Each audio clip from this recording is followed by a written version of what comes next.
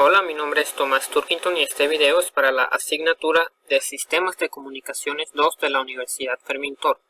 Vamos a tratar el tema de la propagación de ondas de radio y las antenas. Conceptos básicos. La propagación de ondas de radio es el medio utilizado para transmitir información en el espacio sin necesidad de un medio de transmisión físico. Es empleado en las comunicaciones y la transmisión de datos e información, que no serían viables de otra forma si se utilizaran medios de transmisión físico. Un ejemplo de estas comunicaciones son las que utilizan receptores móviles terrestres, como los celulares, y también receptores marinos o aeroespaciales. El conjunto de fenómenos que permiten la transmisión de ondas de radio de un lugar a otro se denomina propagación. Con el fin de estudiar los conceptos de propagación de ondas de radio y las antenas es necesario comprender algunos conceptos. Las propiedades de las ondas radioeléctricas, las propiedades debido al espectro radioeléctrico y las distintas gamas de frecuencia y sus correspondientes longitudes de onda, y también las propiedades ópticas de las ondas radioeléctricas. También es necesario conocer las formas de propagación, que incluye los modos de propagación y la utilización y los efectos de las capas atmosféricas. Por último, debemos conocer las propiedades de las antenas. Veremos algunas antenas ideales que se utilizan de comparación. Hablaremos sobre el patrón de irradiación y su importancia para entender las propiedades de las antenas. También hablaremos de la impedancia, la frecuencia resonante y la relación de onda estacionaria que relaciona ambas cantidades, y finalmente veremos algunos tipos de antenas utilizados en el día de hoy. Las ondas de radio tienen la ventaja de que no requieren algún medio de transmisión para propagarse. Las ondas de radio pueden atravesar algunas sustancias y ser obstaculizados por otras, como por ejemplo las conductoras o los sólidos.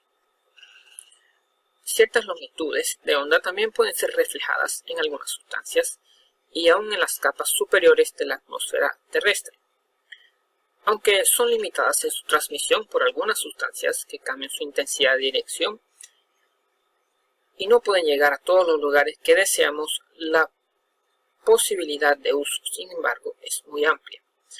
La propagación depende del ambiente por el que viajan las ondas, del mecanismo de propagación y de las características de las ondas. Veremos ahora algunas de las propiedades ópticas de las ondas de radio. La primera es la reflexión. La reflexión es el cambio de dirección de una onda que ocurre en la superficie de separación entre dos medios, de tal forma que regresa al medio inicial. Observamos cómo la onda incidente se refleja, volviendo al medio inicial en el cual era transmitida. En algunos casos, una parte es transmitida a través del segundo medio. Una onda de radio puede propagarse en varias direcciones y llegar al receptor por muchas rutas diferentes, lo cual se conoce como multirrutas. Después de reflejarse varias veces, habrá una diferencia de tiempo llamada retraso de propagación, que retrasa la recepción de las señales que toman distintas rutas y causa una interferencia entre los flujos de datos superpuestos. A medida que aumenta la velocidad, va a aumentar dicha interferencia, lo cual requiere que los puntos de acceso como las tarjetas Wi-Fi utilicen dos antenas en el emisor y utilicen de métodos como los controladores automáticos de ganancia para distinguir entre dos señales de distinta fuerza.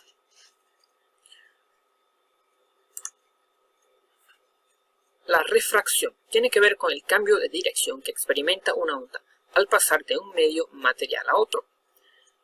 Solo se produce si la onda incide oblicuamente sobre la superficie de separación de los dos medios y si estos tienen índices de refracción distintos.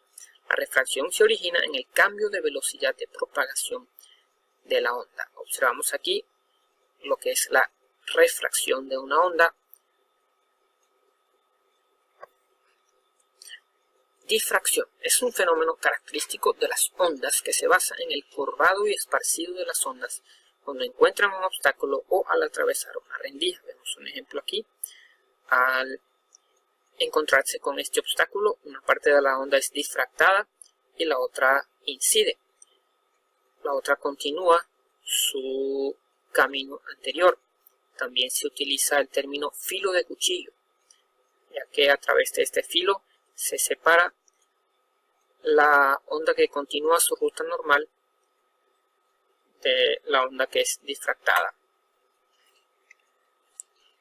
Atenuación. Se conoce como atenuación de una señal, sea esta acústica, eléctrica u óptica, a la pérdida de potencia sufrida por la misma al transitar por cualquier medio de transmisión. Vemos en este caso como la señal número 1 de 100 megawatts se redujo a 50 megawatts debido a la atenuación del medio por el cual es transmitido. Vemos aquí la fórmula utilizada para calcular la reducción de ganancia. El espectro radioeléctrico.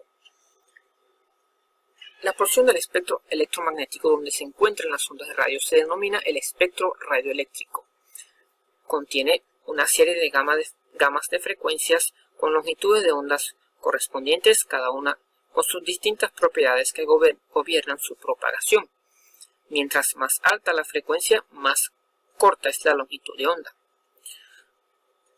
Las características del medio, sólidos, líquidos, gases, vacíos, conductores, iones, entre otros, impiden que las ondas viajen en línea recta, causando los fenómenos de comportamiento óptico que ya hemos observado.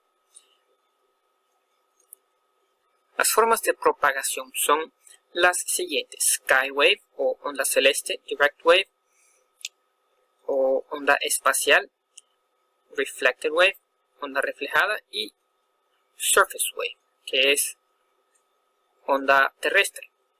Observaremos las características de cada forma de propagación. Propagación por ondas de superficie, utilizando las ondas largas y ondas cortas. En frecuencias de menos de 3 MHz se permite la propagación superficial que utiliza la curvatura de la Tierra debido al fenómeno de difracción. Es necesario usar antenas de polarización vertical, debido a que la componente de campo eléctrico es absorbido por la Tierra. Antenas de un cuarto o media onda a nivel de suelo son ideales para lograr ángulos bajos de radiación que permiten usar frecuencias más bajas en caso de que el transmisor y receptor quedan en zona de salto o skip, en especial en horas nocturnas o por la absorción en el día de la capa D. Algunas de las capas de la ionosfera que veremos más adelante, vemos que la capa D se encuentra solamente durante el día y en la noche desaparece. Vemos aquí una antena que se utiliza para la propagación por ondas de superficie. Propagación ionosférica. La propagación ionosférica utiliza las altas frecuencias, desde 3 MHz hasta 30 MHz, porque pueden ser reflejadas de vuelta a la Tierra mediante la propagación de onda ionosférica.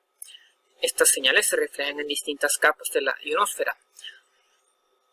Una de ellas se llama la capa Kennedy-Heaviside o capa E, que está situada a 100 km de altura, y las capas Appleton o capas F a 225 km de altura. Vemos aquí estas capas que hemos mencionado. La propagación puede ser afectada por cambios y variaciones en la ionosfera. A frecuencias bajas presentan fuertes variaciones estacionales en las horas del día y de la noche debido a la variación de la intensidad de la ionosfera.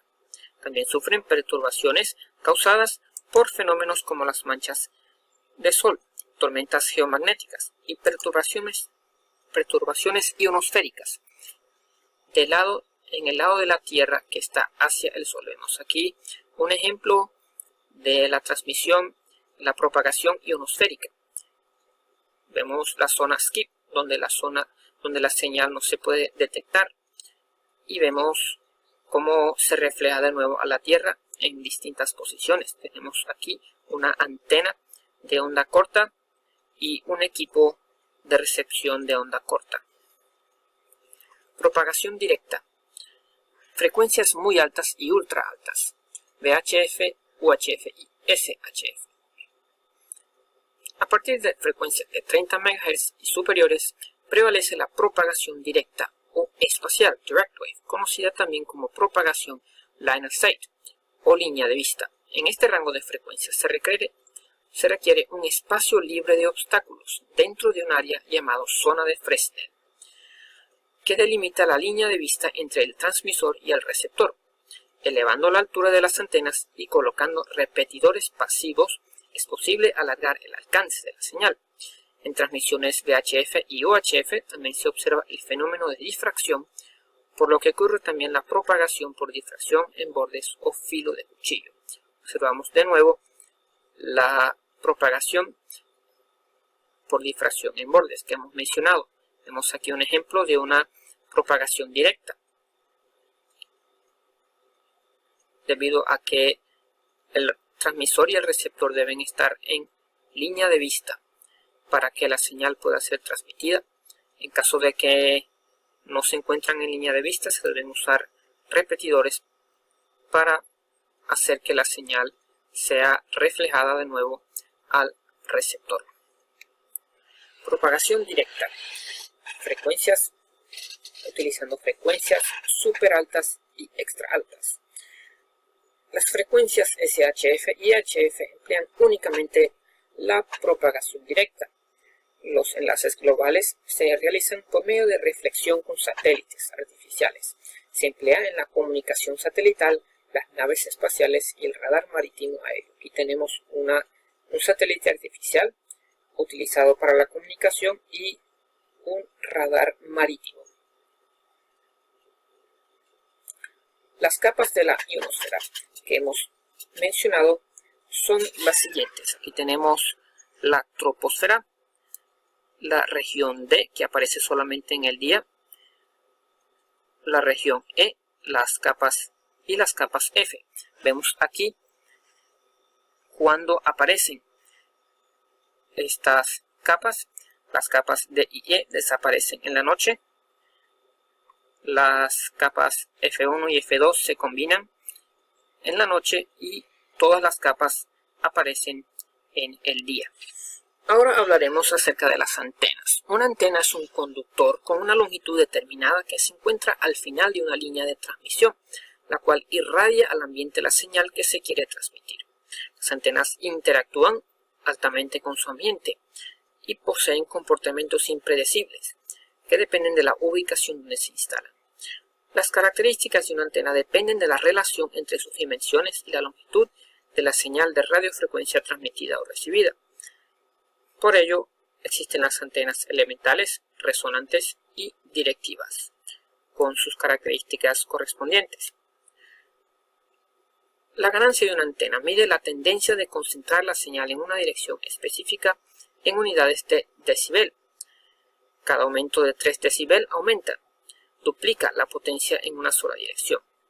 Antenas de alta dirección son fuertemente direccionales, mientras las de baja ganancia son omnidireccionales, es decir, la señal se irradia en todas las direcciones. Existen antenas verticales, horizontales y parabólicas, con características ideales para transmitir o recibir señales en forma omnidireccional o direccional. El patrón direccional característico de cada antena se llama el patrón de irradiación. Tenemos aquí entonces un ejemplo de una antena parabólica, una antena horizontal y una antena vertical. Existen dos antenas ideales e imaginarias que se utilizan como punto de comparación con las antenas reales. Son el dipolo ideal y el radiador isotrópico.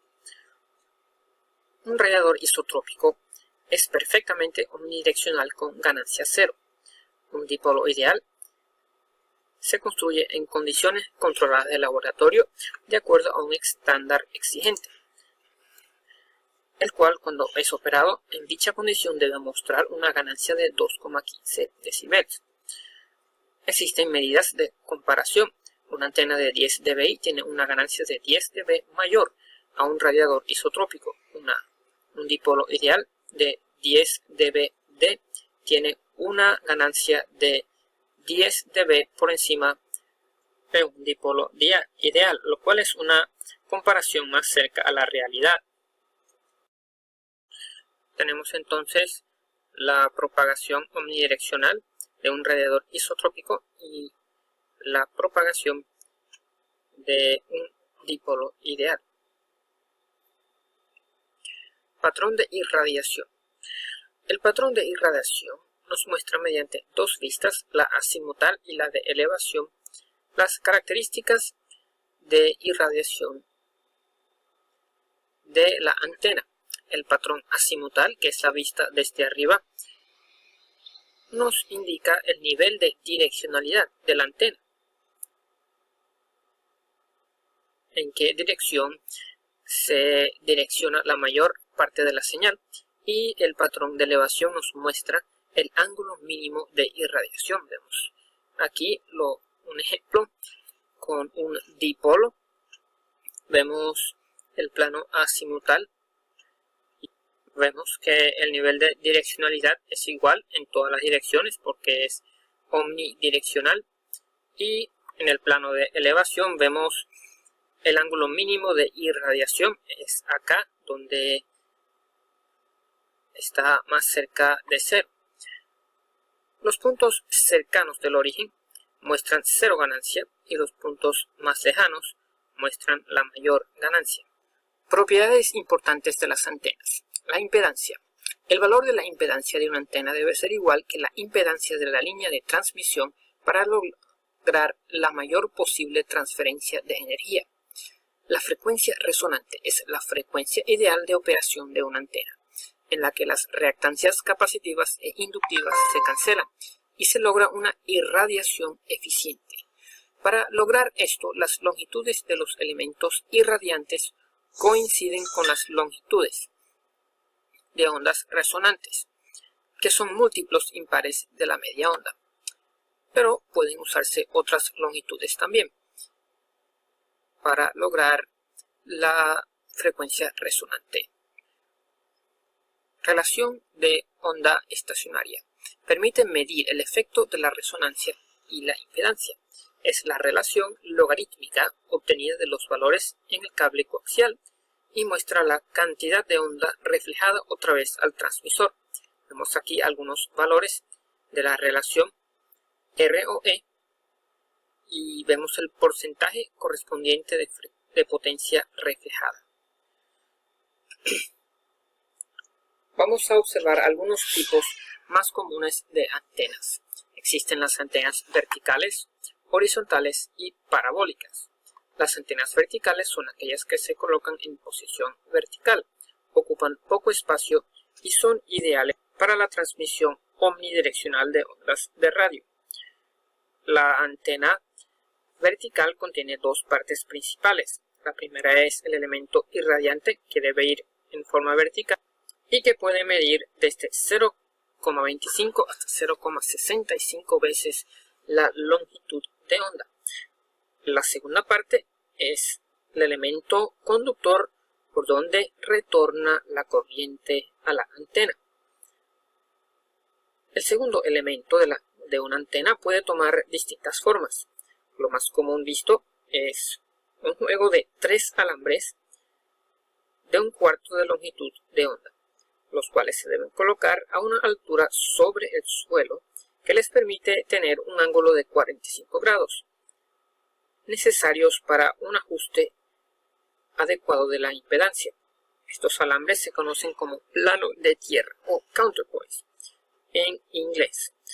Cuando la antena se coloca a muy bajas alturas, se pueden colocar los alambres de plano de tierra en posición horizontal al suelo, que funciona igualmente a la posición de 45 grados, pero hace más difícil el ajuste de la impedancia. En terrenos con muy buena conductividad, como en las líneas de marea de las playas, el plano de tierra puede ser cambiado por el mismo suelo si se utiliza una vara Copperwell. Esto da buenos resultados, ya que el plano de tierra es prácticamente infinito y se minimizan las pérdidas de corriente de retorno a la antena. También se pueden utilizar los techos metálicos de la vivienda, la cual puede ser sustituida por el plano de tierra, utilizando tornillos apropiados para realizar el amarre de los alambres que sostienen la antena. Entre las desventajas de una antena vertical están la irradiación de energía en todas las direcciones, la mayoría de las cuales no son necesarias y supone una pérdida de energía. Además, permite la entrada de ruido de direcciones que no nos interesan. Aparte de ser vertical, la antena tiene una polarización parecida a la que tiene el ruido eléctrico y la hace más propensa a recibir este tipo de ruidos que una antena horizontal. Las antenas horizontales son mayormente utilizadas por las bandas de radioaficionados. La antena horizontal es aquella, como observamos aquí, cuyo plano de dirección está en posición horizontal de acuerdo al suelo. Aquí tenemos un ejemplo, la antena Yagi. Contiene un elemento parecido a un dipolo y irradia la mayor parte de su energía en una dirección, y en la otra dirección tiene elementos llamados direccionales que ayudan a dirigir la señal en la dirección más correcta. Las antenas Yagi pueden tener ganancias desde valores superiores a los 10 dBi, dependiendo de la cantidad de reflectores y directores que posee. Los loops son antenas cerradas que se fabrican normalmente con alambre y tienen una longitud de onda completa. Aunque este tipo de antena forma un cortocircuito con las dos terminales del equipo de radio, lo que ocurre es que la corriente, al encontrarse con el conductor resonante, comienza a irradiar la señal cuando empieza a funcionar la antena. Cuando se coloca en posición vertical, la irradiación se va a observar con mayor direccionalidad en un plano perpendicular al del alambre. Aquí tenemos los alambres en dirección vertical, entonces la irradiación será en posición perpendicular, es decir, horizontal. Existen muchos tipos de antenas tipo loop. Las más populares o comunes son el loop cuadrangular y el loop triangular. También existe la antena cuadracúbica, la cual se compone de un loop irradiante y contiene loops reflectores detrás y loops directores al frente. Es parecido a la antena Yagi, pero es fabricada con loops. Es parecida a antena Yagi, es similar y se puede fabricar del tipo multibanda sin afectar mayormente sus dimensiones. Una ventaja es que ocupa menos espacio que la antena Yagi y absorbe menos ruido que otras antenas. Tenemos también el dipolo de media onda, que también es una antena de irradiación horizontal y es la más común y la más fácil de fabricar por los radioaficionados. Se compone de dos brazos, cada uno de 1/4 de longitud de onda, que se colocan en esta posición horizontal, y la señal a transmitir se alimenta en la parte inferior de estos conductores. La impedancia es lo suficientemente cerca a los 50 ohms. No es necesario utilizar un sistema de acople de impedancia. Tenemos por último las antenas parabólicas, que se componen de dos piezas, el emisor y el plato. El emisor emite la señal, el cual es reflejado por el plato, y el plato direcciona la señal hacia el destino requerido. Las antenas parabólicas se utilizan en casos en que se requieren una alta direccionalidad de la señal. Generalmente son fabricadas para las bandas de 70 centímetros hacia abajo, y los equipos de potencia utilizados, los mecanismos de rotación y movimiento de las antenas son muy costosos, por lo cual tienen poco uso de parte de los radioaficionados, utilizándose mayormente en comunicaciones satelitales y en enlaces de alta frecuencia utilizadas en las telecomunicaciones.